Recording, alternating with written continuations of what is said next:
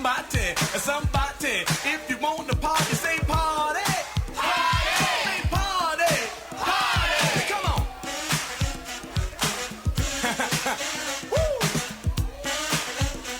Oh, yeah. If you want to party, and that's a fact, somebody say, and you know that. And you know that.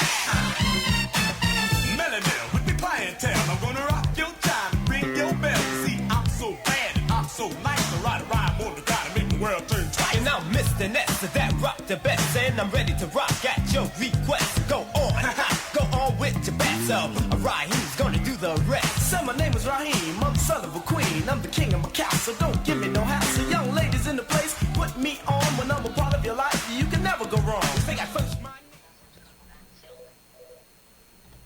Yeah, we are live in the ATL. This is your boy, your local neighborhood DJ, the triple threat DJ, DJ 360, getting it in with the B-Break Radio. And guess what, Atlanta? Check this out. We got a group on the line that is known for so many firsts in the game of hip-hop, in the culture of hip-hop. Check this out. If I have to run down a list of firsts, I don't know if I know where to exactly where to begin with the first. I mean, the first to endorse a political candidate, the first to inject social commentary into the rap game, the first to put themselves to be elected, inducted into the Rock and Roll Hall of Fame. Ladies and gentlemen, we have the Furious Five. Who do we have the pleasure to have online? I am the Kid Creole, solid gold, playing the role of the Prince of. That's right, we got the Kid Creole in the house. Who else do we have the pleasure to have on the line? Yo, what's up? You got Scorpio. I'm in the building right now. One love. Scorpio is definitely in the house, a.k.a. Mr. Ness is definitely in the place to be. You know what? I'm going to jump it off right here with you two fellas, man. Let me tell you right now, it's an honor as a DJ from California to be inspired by your group. Actually, earlier this week, I had the opportunity to interview the cool DJ Red Alert, and I asked him this particular question. I said, Red, Uncle Red, as I affectionately call him, I said, if you had to put together a show that has the greatest artists, just give me 5 artists, the greatest artists that you can name to be on that show, on that bill, who would it be? He named Rakim. He named the Native Tongue Movement. He named Ice-T. He named Lord Finesse. The 5th group that he named, and he went on and on talking about this group, which is the Furious Five. He said the Furious need to be on that show. How do you feel having your name on the lips of a legend like Red Alert, but also in the mouthpiece of people across the nation, giving honor to your group? It doesn't matter who answers. It's open. Kid Creole, the legendary Scorpio. Y'all answer the question. How do you feel about people revering to you as they do, as being the greatest of all time, as far as hip-hop groups are concerned and MCs? Well, I mean, it's definitely obviously an honor, you know what I mean, to be noticed for the work that you put in, you know what I mean, was help create this culture that everybody love and still love, including ourselves, called hip-hop, and yes, to be noticed. You know what I mean? It's a great thing, you know what I mean? Because you got to realize when we was doing it wasn't no industry. Right. You know what I mean? We did it when it wasn't no BET, MTV, VH1. It wasn't, you know, no big Hot 97s and all of that type of stuff, you know, that endorse hip-hop, you know, globally now. So, you know, to still get props from when it wasn't, you know, when it wasn't even fashionable to give props and to get it after all this time is definitely amazing, especially coming from your peers. Definitely. You know, like Red Alert, you know what I mean? Because he's a legend in himself, you know what I mean? And a lot of time, you know, you don't hear cats, you know what I mean, really give it up to each other, you know what I mean? So, yes, to hear it come from another legend in his own rank is definitely a blessing. Definitely, definitely. And, Scorp, I got right before we get to the Kid Creole to answer to that question, I have to give you a story that you may not remember, but I'm the DJ that was in Flambeau Restaurant on the east side when Red Alert was doing the DJing on Sunday nights at Flambeau, and I approached you. I said, what's up? Aren't you Scorpio from Furious 5? And I had some records in my hand, and you looked at me and said, are you good? I don't know if you remember, but I kind of started shaking like, Scorpio was asking me if I'm a good DJ. Right, so, right. You know, so right. I remember now. Now that you say that, yeah, I remember. Yeah, I'm DJ 360, man. So I've been working over these years trying to get it, man. One Love, One Love. That was a crazy spot over there for a second. You know what I mean? Right. Boy was like you know, for a lot of people in Atlanta, that was our spot on Sundays where everybody that's basically from New York, you know what I mean, used to go over there. Yeah. You know what I mean? Everybody used to come through with their fitted hats on. Right. And, you know what I mean? It was the spot. Yeah, New York was definitely in the house. I saw the Yankee fitteds everywhere I looked. You know what I'm saying? Yeah. Definitely. I remember that. One Love, man. For sure. Right. All right. And Kid Creole, you know what? I've been watching you over the past couple of weeks. You know, it's been like Christmas leading up to this interview because I'm like, when it comes to hip-hop and when it comes to groups like the Furious Five and Run DMC and things of that nature, I always get nervous, you know what I'm saying? But it's like, you know, as a grown-up, it felt like Christmas leading up to this interview. And I've been watching a lot of your things as well online, you know, as far as the 50 rhymes in 50 days. You know, I'm hip to it, you know what I'm saying? So in response to the first question, what is your take on, you know, being a legend and people looking up to you and being inspired by what you do and still having the motivation in 2013 to keep it going? No, it's a good thing when you work at something and you feel that you know you're talented and God has blessed you with a certain gift, and over the years your peers and other notables, you know, mention you and give you the pat on the back. You know, it's always comforting to have somebody acknowledge you and say that your talent is true. You know, and it's always a good, especially coming from a cat like Red Alert. No doubt about that. You know, definitely legendary. You know, went through all the wars, got all the stories. You know what I'm saying? Right, and for him to refer us as, you know, one of the groups that you have to see, that's a good thing. And as far as, you know, being motivated to still do things, you know, today, it don't take much. All you have to do is just be like say touched by it all those years ago. When like say, and I'm sure Scorpio would agree that when you first got involved, when you first heard the music, it was nothing else that you wanted to do. Right. So to be motivated to do something right now, it's not even really it's not no real effort involved. Yeah. Because it's something that you want to do. It ain't something that you're forced to do. Right. You love it. Yeah, and I feel the same way because I'm actually right now I'm a DJ, but I'm also you know, an educator. I teach 5th grade in elementary school, and that's a job that I get up every morning and I can't wait to go. You know what I'm saying? It's effortless, and I can, you know, move these kids from point A to point Z, and it's like it's easy, you know. So I can definitely understand where you're coming from when it comes to doing something that you love, and it's not hard to get motivated. Let me ask. I'm going to say one line. On my way over here, I put together a Furious 5 playlist on my iPod, and I had about 8 songs in there. 8 of my favorite songs, including Survival Part 2. Message Part 2, which is Survival. It's Nasty, on and on and on. I'm going to say one line, and whoever wants to chime in and finish that line between the legendary Scorpio, the legendary Kid Creole, y'all fill in the next line. I'm going to start off like this. Well, I'm Keith Cowboy, and you're my cow. And what your MC's going to do now?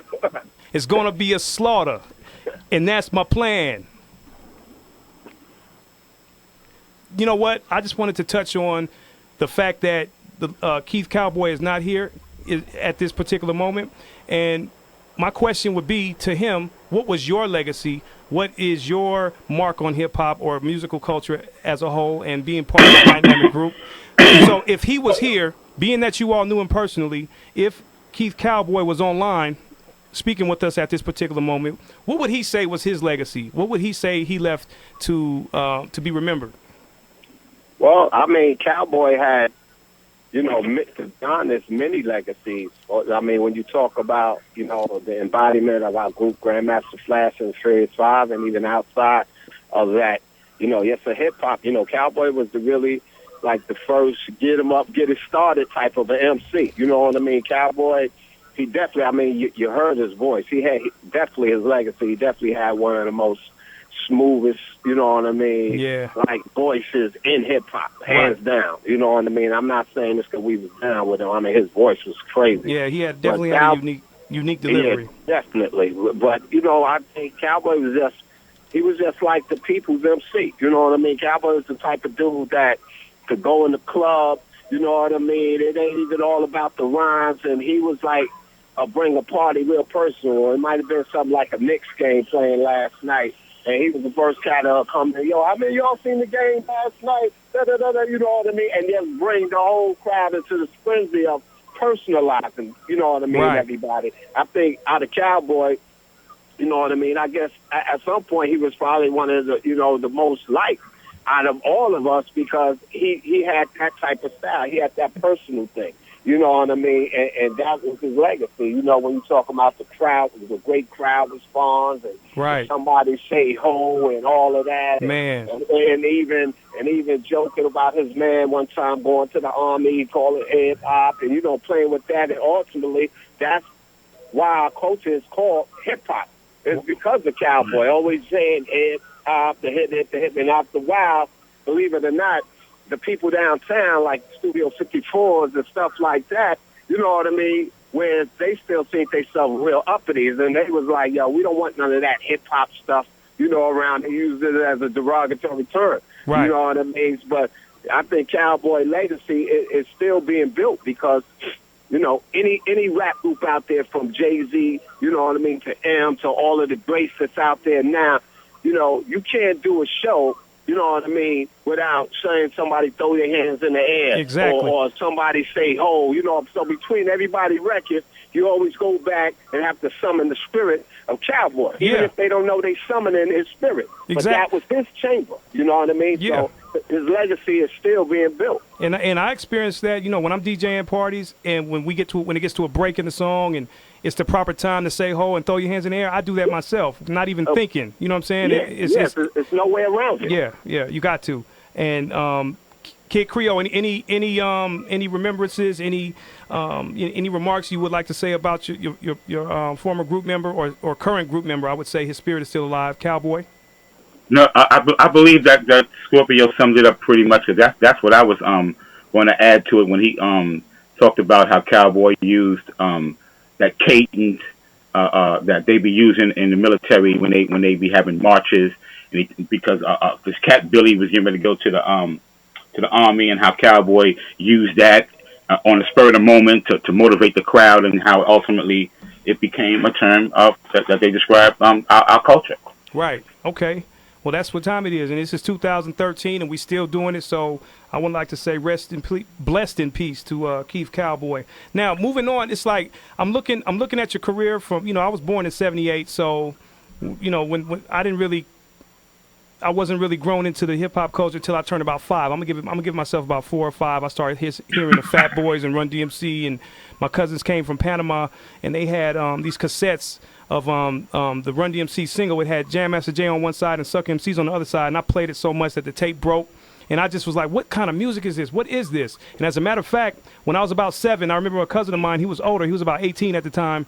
And we were over his house, and he was playing with me. You know how older cousins play with the little kids. He picked me up in the mirror, and he said, playing Stick Up Kid, look what you done did. I didn't know what he was talking about. But as I got older, I heard that line again, and it just stuck with me, and it became, you know, what was known as the message to me. So over the years, you guys explain to me or give the people an understanding of what it's like to talk to, work with different artists that you may travel with around the world, do shows with, Prince, The Clash, Duran Duran, Shaka Khan, the list goes on and on, The Police. What is it like to come in contact with these artists, do the work, listen to the final product, and then know or hope that it becomes a classic piece of material? You know, describe that process, how that comes around. Well, you know, to be honest, a lot of that stuff, it was, you know, we was able to do a lot of that stuff between, you know what I mean, they get in contact with our record label, you know, the late, great Sylvia Robinson and stuff like that, and then putting us together. But, you know, at that point, you know what I mean, with all due respect, without sounding, you know, kind of cocky, we was kind of hot. Right. You know what I mean? You were, definitely. So a lot of people was coming to us, you know what I mean, trying to get at us to do certain things, certain collabos, you know what I mean? They got at Mel, you know what I mean, for definitely, you know, for his voice at the time and all of that. And it was just a great thing, man. You know what I mean? We did a couple of shows, I think, with the Police and different, you know, Clash and a lot of these rock and roll groups. But like I say, at that point, we probably didn't appreciate it as much then that we could look back now. Right. You know what I mean? Because, like I said, we was hot, we was moving, you know what I mean? Even when we did a situation, you know, called Sun City, You know what I mean? With Bruce Springsteen and all of them cats and all of that. Yeah. I can tell you a funny story about that. It's like the guy who put it together, I forgot his name right off the top. What was his name? The one that played the guitar for Bruce Springsteen. You know what I mean? He put together this whole anti-apartheid thing for Sun City. So when we were shooting the video, it was real funny. That's real how we was feeling ourselves at the time. So he looked around at everybody. They had everybody there, from Eddie Kendricks to everybody. So he looked at me, and he pointed. He said, I want to stand next to him. And believe it or not, I was mad as hell. And I was like, man.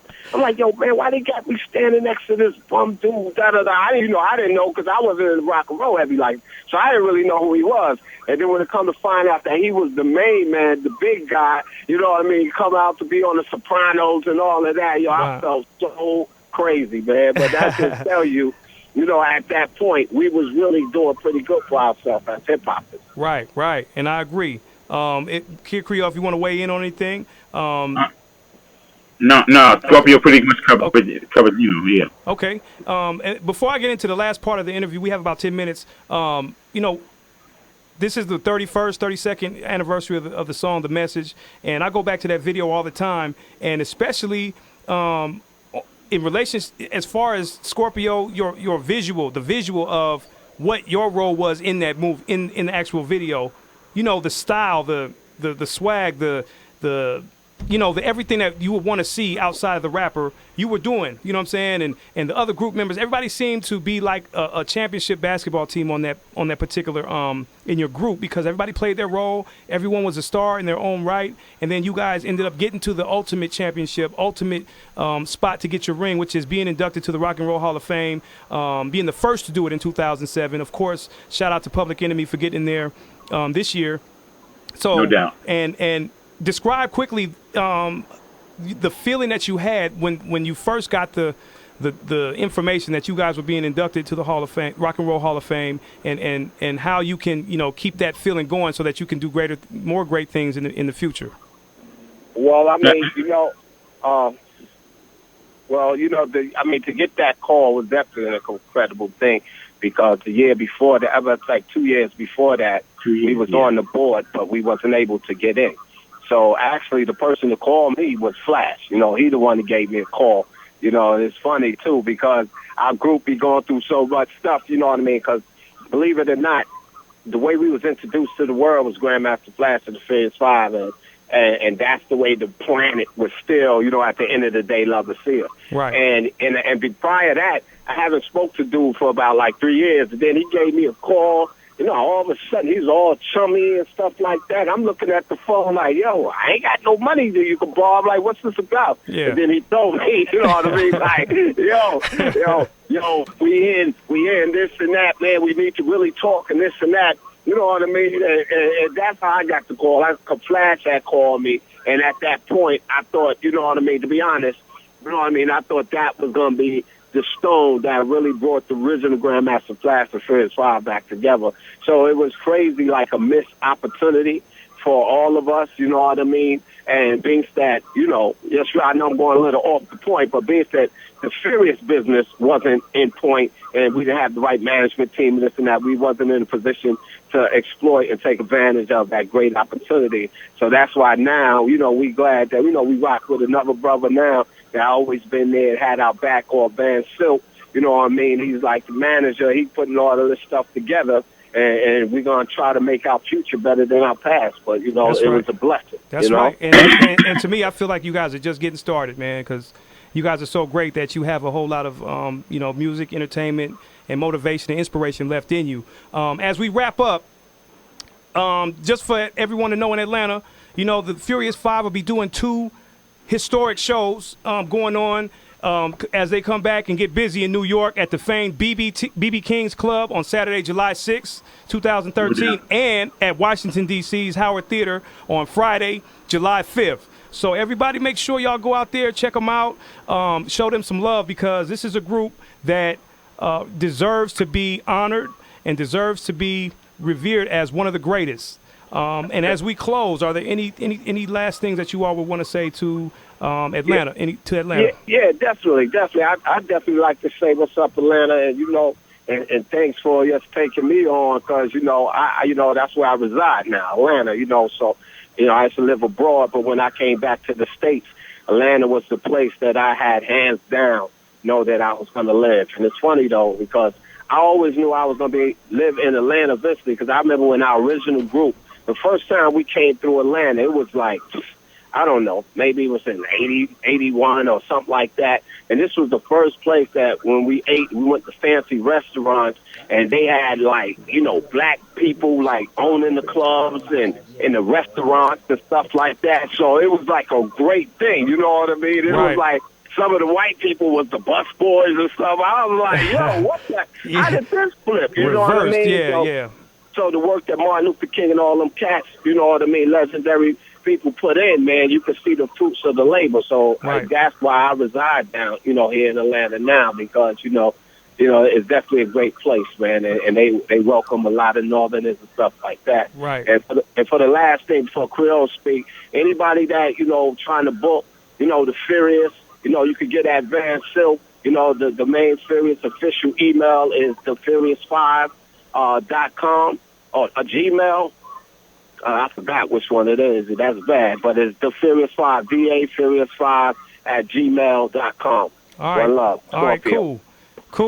All right, we got to wrap it up. We got another show coming in behind us, but I would like to tell Atlanta, the ATL, and on behalf of everyone here, and behalf of me and my folks from California, I got my homeboy E Ham in here, straight from San Francisco, California. So we both out from out west in Atlanta doing our thing, and giving shout out to the Furious 5. We want to say thank you. We want to if you can give love to the rest of the group. They may whatever reason weren't able to call in, but we really appreciate you. We really appreciate y'all calling, taking time out your day, and if you can, real quick, within the next 10 seconds, if both of you can say we're rocking with DJ 360, something of that nature.